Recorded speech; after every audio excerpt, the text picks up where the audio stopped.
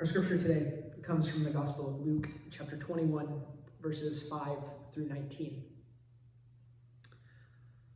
When some were speaking about the temple, how it was adorned with beautiful stones and gifts dedicated to God, he said, "As for these things that you see, the day will come when not one stone will be left upon another.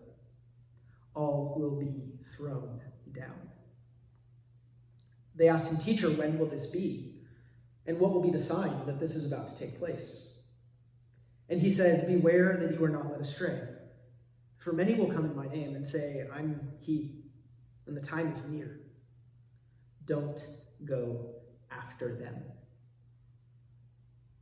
This is the word of God for the people of God. Thanks be to God.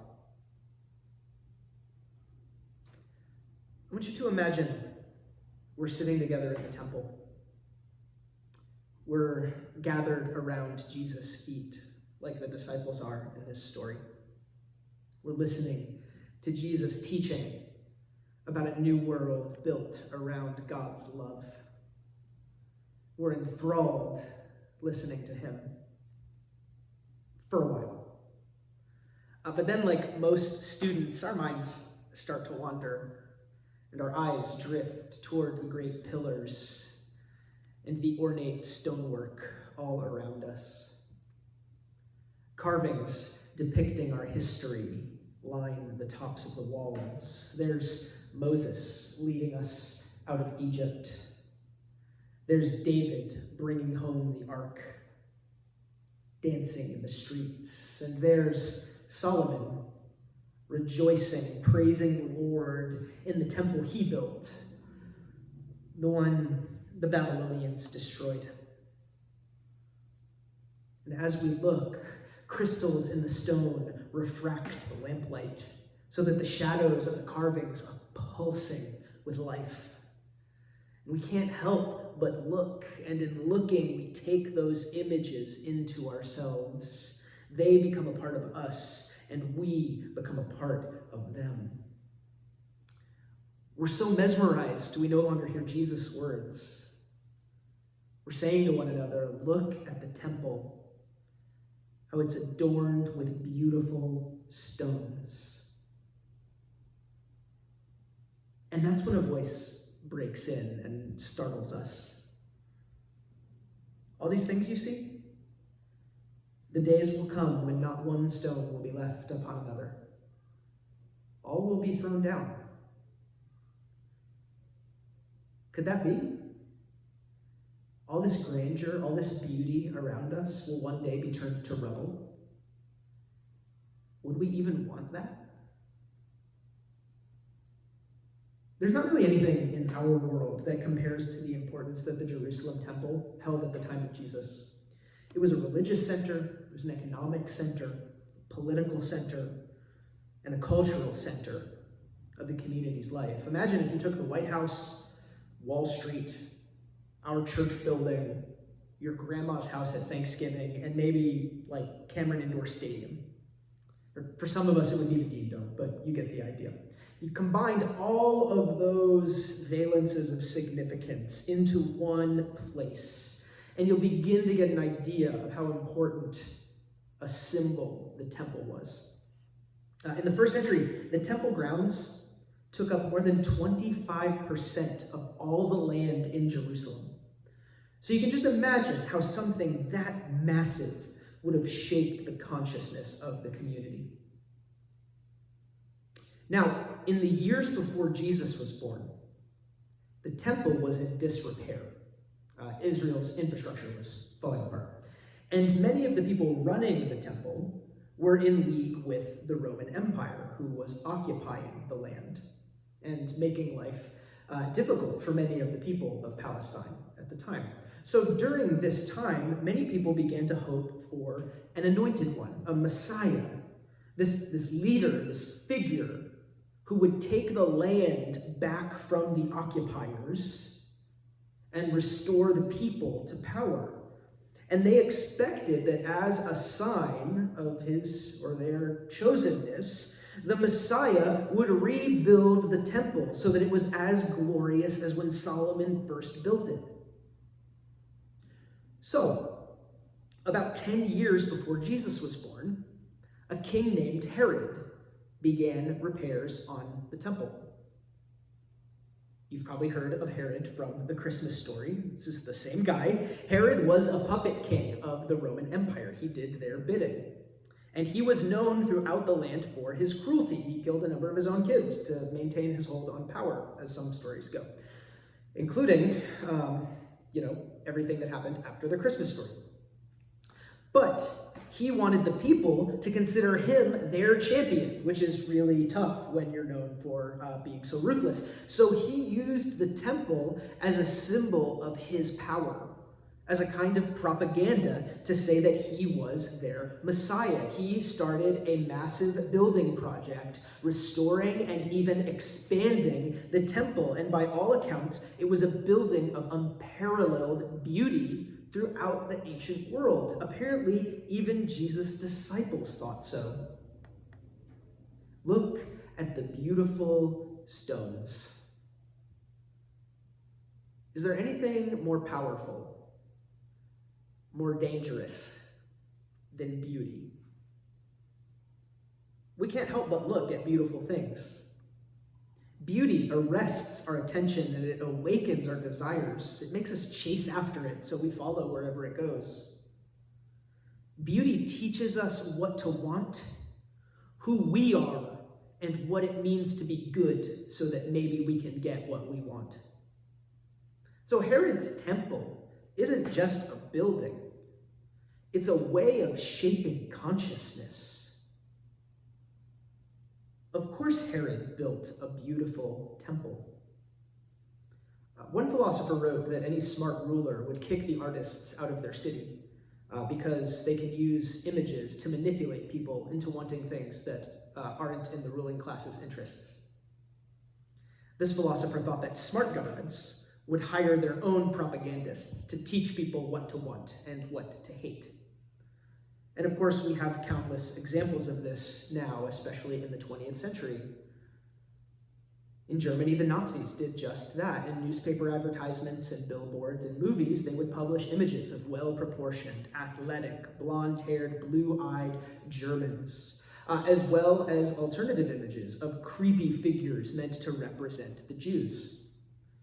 And they crafted all of these images with the help of psychologists in order to evoke very specific feelings in the people who saw them. And the US government did much the same.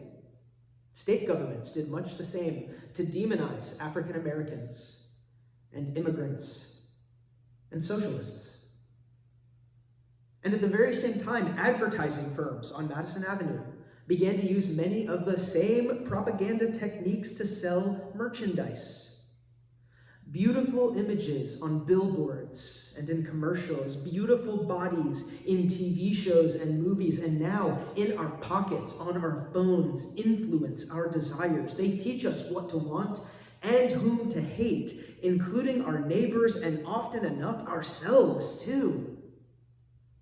And so Herod built a beautiful temple. This is what Jesus is warning the disciples against, this kind of manipulation, when he says, "Beware that you're not led astray. For many will come in my name and say, 'I am he,' and the time is near. Don't go after them. Don't give in to that ruse." The powers that run this world are really skilled at taking God's gifts, like beauty and art, and putting them to work inside their own schemes. So Herod took the place of worship, of intimacy between God and the children of Israel, and used beautiful stones to turn that place into a tool for gaining power. Which isn't to say it ever stopped being a place of worship or that people ever stopped meeting God there, but now there was this other valence as Herod's beautiful stones and money changers wove their way into the temple. And today, the powers take the image of Jesus, the message of the gospel, and use it for their own purposes. The year the movie The Passion of the Christ was released, the actor who plays Jesus, Jim Caviezel, was named People magazine's sexiest man alive. He spends most of that movie just like flayed and bleeding, but in the moments before he gets beaten up, he's just very sexy. And this Jesus is muscular and well-proportioned and obviously white. This Jesus was someone's ideal human, but whose ideal is it? Who teaches us these things? Why is the ideal Jesus for anyone ever apparently a tan, muscular, 6'2" white guy? The filmmakers, like so many artists and propagandists before them, they created a Jesus in a certain image.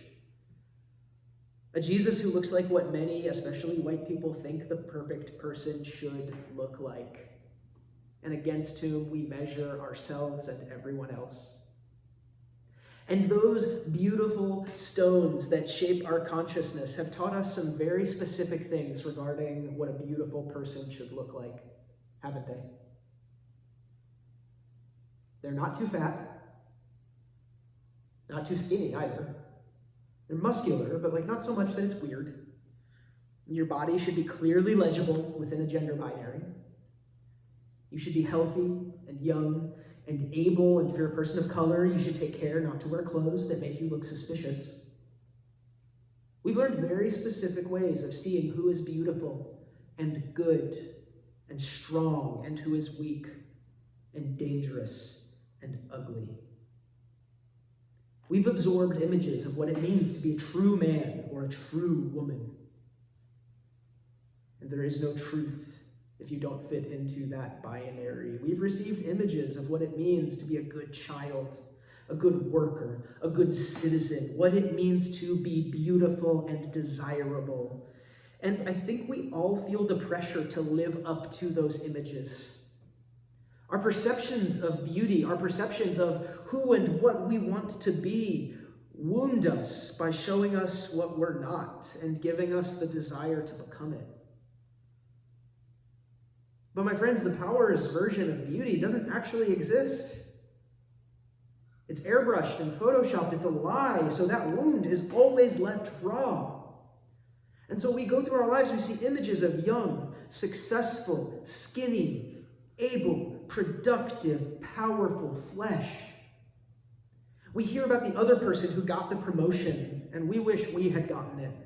And maybe if we were a little more like them, we would have. We see that other parent who somehow looks like they got more than 4 hours of rest, and we kind of hate them as we wonder when our kids will sleep like normal people. We see a picture of ourselves when we were younger, and we can't help but feel a little bitter about the bad back or the torn ligament or any of the other scars that throb every day of our lives now. Herod's kind of beauty makes us ashamed of ourselves and jealous of the people who seem to get what we want. So all of a sudden, we're not just talking about stones on a building or pictures on a billboard or images you scroll through on an app. We're talking about a whole way of life. We're talking about a whole way of relating to each other. Behind that shiny beauty of Herod's temple is a spirit of comparison, of competition, of strife, which Herod needs, because he only gets his beautiful stones by extracting them from the people. He only gets what he wants by convincing us to accept austerity so that we play his game, which is always to his benefit. But my friends, Jesus offers another way when he warns the disciples. Of Herod's kind of beauty, Jesus warns us and the disciples, the days will come when not one of these beautiful stones will be left upon another. All will be thrown down. Jesus comes to overthrow Herod and the illusions by which he rules. Jesus reveals a different kind of beauty. A beauty that Herod and his sensibilities would probably call ugliness. There will be nothing in his appearance that we will find desirable, Isaiah says about the Messiah. Herod built a temple with beautiful stones, but Jesus is the stone Herod casts away, who we now take as our cornerstone. Christ is not a beauty that shines, It's a beauty that bleeds, that writhes and twists like the thorns on his crown. For a Christian, in the story that we tell, beauty isn't the strong, the skinny, the luminous, the pure, or the white. The beauty of the cross is a dazzling darkness. It enthrones the naked scars and wounds and cellulite and the stretch marks of a body that spent years working and spending itself on love. Christ's is not a beauty of strength, of fertility, of ability, of youth. It's the beauty of weakness. It's the beauty of scars. It's the beauty of flesh, crinkled from years of tears and smiles. It's the beauty of flesh that is fat from gathering around the table to taste and see that the Lord is good in a community that loves you. Where the world's vision of beauty tells us, you're not good enough, you're not skinny enough, you don't make enough money, you're too old, you're too weak. Christ shouts in reply, no! Don't follow Herod. Don't listen to him. Don't fall for those lies. I will tear down those stories, and not one will be left upon the other. I will tear down the lies you've been told, that you've told yourself, maybe since you were really small. I am the one who declares what is good, and I say that you are beloved. Where Herod's beautiful stones isolate us and make us lonely and alienated in our dissatisfaction with ourselves, Jesus' beauty invites us to join one another, to put off our shame, to get rid of our fig leaves and stuff our faces at the table together. My friends, we sit in Herod's temple, our eyes fixed on these beautiful stones. They're all around us. They continue to pull our attention and shape our desires. But Jesus is calling. My flesh is where you gather.